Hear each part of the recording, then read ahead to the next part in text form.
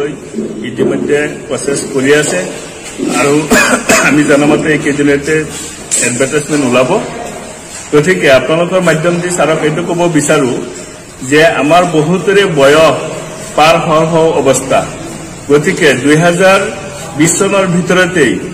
TET অনুষ্ঠিত কৰি অহা নিৰ্বাচনৰ পূৰ্বে যাতে আমাক নিযুক্তি প্ৰদান কৰে তাৰ কাৰণে ছাৰক কাটৰভাৱে অনুৰোধ জনালো আৰু লগতে এইটো কথা কৈ দিওঁ যে আমাৰ মানুহখিনি পঢ়ি আছে বৰ্তমান হাহাকাৰ অৱস্থাত আছে যেহেতু সময় কম ইলেকশ্যন সমাগত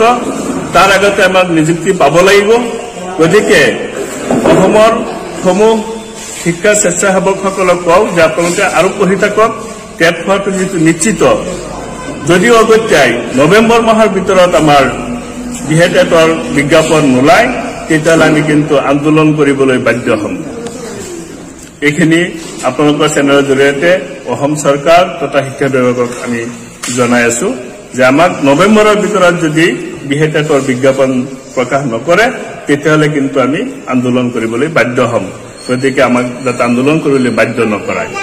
আপোনাৰ চৰকাৰে কিবা প্ৰতিশ্ৰুতি দিছে নেকি ক্ষেত্ৰত হয় চৰকাৰে প্ৰতিশ্ৰুতি দিছে মানে আপোনাৰ গোটেইখিনি নথিপত্ৰ দিছে বিহেটেটৰ গণনা কৰিছে লগতে ভেৰিফিকেশ্যন কৰিছে দুবাৰ যোৱা ফেব্ৰুৱাৰী মাহত ভেৰিফিকেশ্যন কৰিছে আৰু এইবাৰ আকৌ আপোনাৰ এই যোৱা অক্টোবৰ মাহৰ 15 তাৰিখে পুনৰ ভেৰিফিকেশ্যন কৰিছে NCET নমছৰ ক্ষেত্ৰত আমাৰ নমছো আছে ইবিসকলৰ লগতে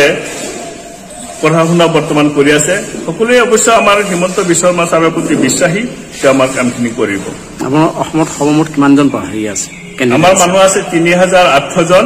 তাৰ ভিতৰত 2229 জনৰ NCET নমছ প্ৰাপ্ত তেওঁলোকৰ NCET নমছ আছে আৰু ছাৰক কওঁ যে আমাৰ কিছুমান NC আছে মানে DL NS ৰ আণ্ডাৰত লোৱা NC আছে মানে নট চাৰ্টিফাইড তাৰমানে আমাৰ হায়াৰ ছেকেণ্ডাৰী 50% নহলে DLED ৰ চাৰ্টিফিকেট নিদিয়ে কিন্তু SCRT আণ্ডাৰত হলে সেইটো আকৌ বিয়া থাকিলে পায় কিন্তু এই সমস্যাটো বৰ্তমান NRS NC আমি ইমপ্ৰুভ কৰিছো হায়াৰ ছেকেণ্ডাৰী কিন্তু জমা নলয় কিন্তু এইটো ছাৰে যাতে বিবেচনা কৰি আমাক পাৰ্চিঙৰ ব্যৱস্থা কৰে তাৰ বাবেও আমি আহ্বান জনালো মৰিগাঁৱৰ পৰা পুলিন কাকতি ৰিপৰ্টাৰ লাইভ অসম।